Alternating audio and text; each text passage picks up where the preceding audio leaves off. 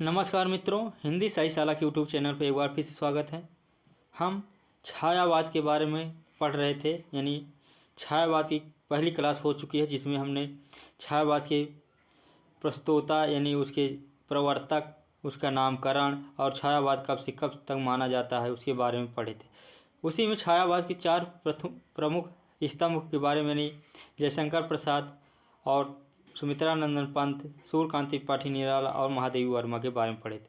तो जयशंकर प्रसाद छायावाद के प्रवर्तक माने जाते हैं। तो आज पहली क्लास जयशंकर प्रसाद के बारे में होगी, यानी जयशंकर प्रसाद की रचनाएं, उनके रचनाएं के वर्ण विषय क्या है और उनके जन्म स्थान और उनके प्रमुख उपनाम के बारे में जानेंगे। तो आइए शुरू करते हैं जयशंकर प्रसाद के बारे में। तो आज की टॉपिक क्या है? जयशंकर प्रसाद।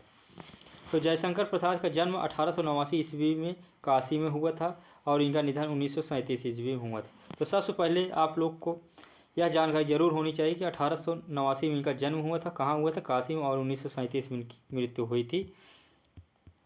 इनकी माता का नाम मुन्नी देवी और पिता का नाम देवी प्रसाद था। बचपन का नाम इनका झारखंडी था और इनका परिवार सुंगनी साहू नाम से प्रसिद्ध था। तो सुंगनी साहू नाम से प्रसिद्ध इनका परिवार था और इनका उपनाम बचपन का नाम क्या? झारखंडी था। आगे है जयशंकर प्रसाद के अन्य नाम। तो झारखंडी इनका नाम था। कलाधर इस नाम से इन्होंने ब्रज भाषा में लिखते थे। तो अगर पूछ लिया जाए कलाधर नाम से ब्रज भाषा में कौन से रचनाकार लिखते थे? तो जयशंकर प्रसाद। छायावाद का इन्हें ब्रह्मा कहा जाता है और छायावाद का जनक भी कहा जाता है। आधुनिक कविता का सुमेरु कहा जाता है और प्राचीन संस्कारों एवं संस्कृतियों का रक्षक कवि भी कहा जाता है। तो ये थे जयशंकर प्रसाद के अन्य नाम। अब इनके गुरु के बारे में देख लेते हैं कि गुरु कौन थे। तो इनके गुरु के रूप में रसमय सिद्ध अध्यात्म गुरु थे। मोहनी लाल संस्कृत की शिक्षा दी थी इन्होंने और दीनबंधु ब्रह्मचारी इतिहास की शिक्षा इन्होंने दी थी। विभिन्न विधाओं के और उनके प्रथम रचनाएं कौन? तो इनकी प्रथम कविता जो है सावन पंचक है, जो 1906 में ब्रज भाषा में इन्होंने लिखी थी। और पुस्तकाकार में प्रथम रचना इनकी उर्वशी, जो 1909 ईस्वी में ब्रज भाषा में लिखी थी। उर्वशी रचना पर ही इन्हें ज्ञानपीठ पुरस्कार भी दिया गया था, जो 1972 ईस्वी में दिया गया था। और खड़ी बोली का प्रथम काव्य संकलन कानन कुसुम 1913 ईस्वी है। प्रथम कहानी इनका ग्राम है, जो 1911 ईस्वी रचना की थी। और प्रथम कविता इनकी कहानी संग्रह छाया 1912 ईस्वी में है।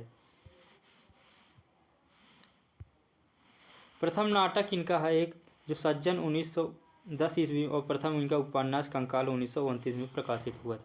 काव्य रचना, इनके प्रमुख काव्य रचनाएं कौन कौन सी हैं उनके बारे में आइए देखते हैं। तो इनकी काव्य रचनाएं उर्वशी 1909 ईस्वी, वन मिलन 1909 ईस्वी, प्रेम राज 1909 ईस्वी, अयोध्या का उद्धार 1910 ईस्वी, शोकोच्छ्वास 1910 ईस्वी, वभ्रुवाहन 1911 ईस्वी, कानन कुसुम 1913 ईस्वी, प्रेम प्रतीक 1914 ईस्वी, महाराणा का महत्व 1914 ईस्वी, चित्राधार 1918 ईस्वी, झरना 1918 ईस्वी, आंसू 1925 ईस्वी, लहर 1933 ईस्वी, कामायनी यह 1935 में और 36 में इसका प्रकाशन हुआ। तो 1935 में यह रचना पूर्ण हो गई थी और 36 में प्रकाशन हुआ था। और कामायनी में 15 सर्गे हैं। तो इनकी महत्वपूर्ण रचना कामायनी जो मानी जाती है, बाकी इनकी सभी रचनाएं महत्वपूर्ण हैं, मोस्ट हैं। तो इनकी काव्य रचनाएं थी। अब काव्य रचनाएं की विशेषताएं, यानी एक ही रचना के बारे में उसकी विशेषताएं क्या क्या हैं उसके बारे में जानेंगे।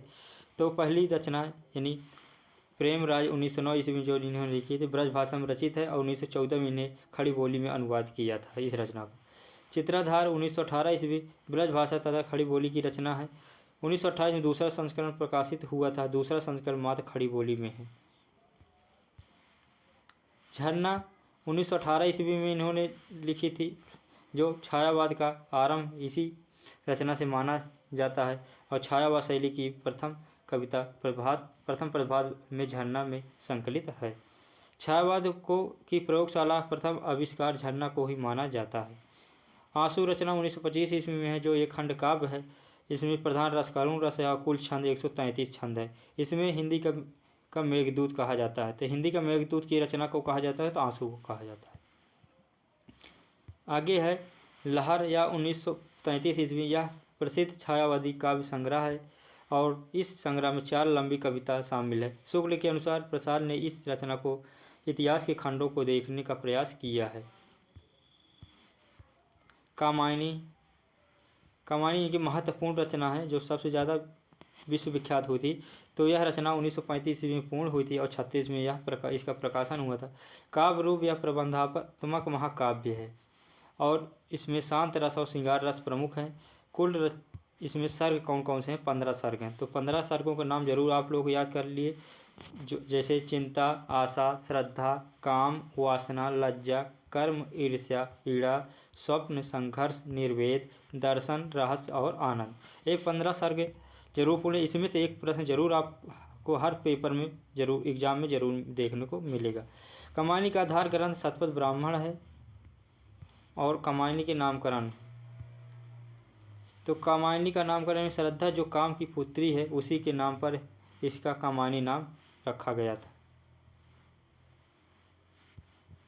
कामायनी के प्रतीक, प्रमुख पात्रों के प्रतीक जो होते हैं, मनु मन का प्रतीक है, श्रद्धा हृदय का प्रतीक है, ईड़ा बुद्ध की प्रतीक है और वृषभ धर्म का प्रतीक है, शाश्वत प्रदेश संसार का प्रतीक है और कैलाश मनु सरोवर समरसता और आनंद का प्रतीक है। कामायनी के विभिन्न विद्वानों द्वारा दिए गए नाम। कामायनी के अन्य नाम क्या क्या हैं? तो ताजमहल सुमित्रानंदन पंत ने कामायनी को कहा था। विश्व का 8वां सर्वश्रेष्ठ महाकाव्य श्याम नारायण ने कहा था। मानवता का उद्घोष प्रभाकर माचवे ने कहा था। दोष सहित रचना दिनकर ने कहा था। हिंदी का सर्वोत्तम महाकाव्य हरदेव बाहरी ने कहा था। कामायनी पर लिखी गई आलोचनात्मक रचना कौन कौन सी हैं? तो कामायनी पर लिखी गई आलोचनात्मक रचना में कामायनी एक पुनर्विचार मुक्तबोध ने लिखा था। कामायनी पुनर्मूल्यांकन रामस्वरूप चतुर्वेदी ने लिखा था। कामायनी मूल्यांकन और मूल्यांकन इंद्रनाथ मदान ने लिखा था। कामायनी के संदर्भ आलोचकों के कथन कौन कौन से हैं? आइए देखते हैं। तो कामायनी के संदर्भ में आलोचकों के कथन क्या है कि कामायनी छायावाद का उपनिषद है। किसने कहा था? शांतिप्रिय द्विवेदी ने। तो कामायनी का छायावाद का उपनिषद किसने कहा था? शांतिप्रिय द्विवेदी ने। कामायनी रहस्यवाद का पहला महाकाव्य है, इसे निराला जी ने कहा था। और कामायनी एक असफल कृति है, या इंद्रनाथ मदान ने कहा था। कामायनी एक फैंटेसी है, मुक्तबोध ने कहा था। तो प्रमुख उनके आलोचकों के कथन थे। और जयशंकर प्रसाद के प्रमुख नाटक कौन कौन से हैं? आइए देखते हैं। इनके नाटक बहुत प्रसिद्ध हैं। तो जिसमें सज्जन 1910 ईस्वी में, करुणालय या हिंदी का प्रथम गीत नाट्य है। यह हिंदी का प्रथम गीत नाट्य कौन सा है? करुणालय, जो जयशंकर प्रसाद जी का रचना है। कल्याणी परिणय या 1913 ईस्वी, प्रायश्चित 1913 ईस्वी, राजश्री 1914 ईस्वी, विशाख 1921, अजातशत्रु 1922 ईस्वी। ये इनके प्रमुख नाटक थे। आगे इनके नाटक हैं जन्मेजय का नाग या 1926 ईस्वी, कामना 1927 ईस्वी, स्कंदगुप्त 1928, एक घूंट 1929, चंद्रगुप्त 1931, ध्रुव स्वामी 1933 और अग्निमित्र या अपूर्ण इनका नाटक है। इनके प्रमुख उपन्यास कौन कौन से हैं? तो जयशंकर प्रसाद के उपन्यास कंकाल 1929, तितली 1934 और इरावती अपूर्ण। तो इनके ये 3 उपन्यास हैं। जयशंकर प्रसाद की कहानियाँ कौन कौन सी हैं? प्रमुख कहानियाँ छाया, आंधी, प्रतिध्वनि, इंद्रजाल और आकाशदीप, ये इनकी प्रमुख कहानियाँ हैं। जयशंकर प्रसाद की प्रमुख पंक्तियाँ कौन कौन सी हैं? रचनाओं की प्रमुख पंक्तियाँ कौन कौन सी हैं? ये देखते हैं। तो जो घनीभूत पीड़ा थी मस्तिष्क में स्मृति सी छाई, दुर्दिन में आंसू बन के आज बरसने आई। इस करुणा कलित हृदय में क्यों विकल रागनी बजती है, क्यों हाहाकार स्वरों में क्यों वेदना असीम गरजती है। बांधा था विध को किसने इन काली जंजीरों से, ले चल मुझे भुलावा देकर मेरे नाविक धीरे धीरे। बीती विभावरी जाग रही अंबर पनघट डुबो रही, तारा घट उषा नागरी। तो ये इनकी प्रमुख पंक्तियाँ थी। अब कामायनी में जो कौन कौन सी पंक्तियाँ हैं देखते हैं। तो कामायनी की पंक्तियाँ हैं कि हिमगिर के उतुंग शिखर पर बैठ शिला की शीतल छां पर एक पुरुष भीगे नैनों से देख रहा था प्रलय प्रवाह। जगी वनस्पतियाँ अलसाई मुख धोती शीतल जल से, नील परिधान सी विच सुकुमार, नारी तुम केवल श्रद्धा हो। ये कामायनी की पंक्तियाँ थी। अब जयशंकर प्रसाद महत्वपूर्ण जो बारे में इनकी जानकारी है महत्वपूर्ण, उसके बारे में आइए देखते हैं। तो इनके क्या है कि जयशंकर प्रसाद को छायावाद का ब्रह्मा कहा जाता है। और जयशंकर प्रसाद आरंभ में कालाधर नाम से उपनाम से ब्रजभाषा में रचना कविताएं लिखते थे और इनके बाल्यकाल का नाम झारखंडी था। और पहली कविता सावन पंचक कलाधर नाम से उपनाम से 1906 ईस्वी में भारतेंद्र पत्रिका में छपे थे। तो इनकी पहली रचना कौन? सावन पंचक, जो कलाधर नाम उपनाम से इन्होंने लिखी थी, 1906 में भारतेंदु पत्रिका में छपी थी। जयशंकर प्रसाद की पहली पुस्तक उर्वशी चंपू काव्य है। यह कृति कामायनी की श्रद्धा पर पूर्व संस्करण भी कहलाती है। झरना को छायावाद की प्रथम प्रयोगशाला भी कहा जाता है। चित्रधार जयशंकर प्रसाद की ब्रजभाषा की कविताओं का संकलन है। चित्रधार में एक साथ 10 रचनाओं का संकलन है। तो इन 10 रचनाएं हैं, जिसमें 3 प्रमुख हैं। कौन? कानन कुसुम, प्रेम प्रतीक और महाराणा का महत्व। ये रचनाएं चित्रधार में संकलित हैं। आगे है प्रेम प्रतीक काव्य संग्रह। प्रथमतः 1909 ईस्वी में ब्रजभाषा में लिखा गया था और खड़ी बोली में इसका रूपांतरण 1914 ईस्वी में किया गया था। प्रेम प्रतीक पर गोल्ड स्मिथ की रचना द हर्मिट का प्रभाव माना जाता है और आशु प्रसाद कीर्ति विरह प्रधान स्मृति काव्य है। इसके प्रथम संस्करण में 133 छंद हैं। इसके संशोधन संस्करण में 190 छंद हैं। इसे हिंदी का मेघदूत कहा जाता है। तो जयशंकर प्रसाद की किस रचना को हिंदी का मेघदूत कहा जाता है? तो किसे? आंसू को कहा जाता है।